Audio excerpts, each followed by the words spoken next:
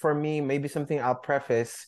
While I went to film school, I haven't watched a lot of films from the US in particular. I don't follow the Marvel movies, for example, or like product of Hollywood. It's not really my vibe, to be honest. But ask me about Iranian cinema, ask me about Hong Kong cinema, ask me about Filipino cinema. I got you. A lot of my inspiration are films that are not from the US, not from Hollywood.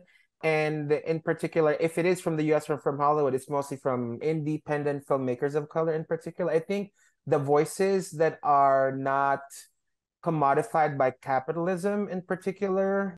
Unfortunately, sometimes it also means not the most sustainable living for many of these filmmakers. But I feel like the voices of filmmakers of color in the US in particular that haven't been commodified, I think are some of the most like really empowering storytellers out there. And as an undocumented person, like I told you earlier, I was looking for, in a way, like representation of myself that's not in the box of the mainstream media.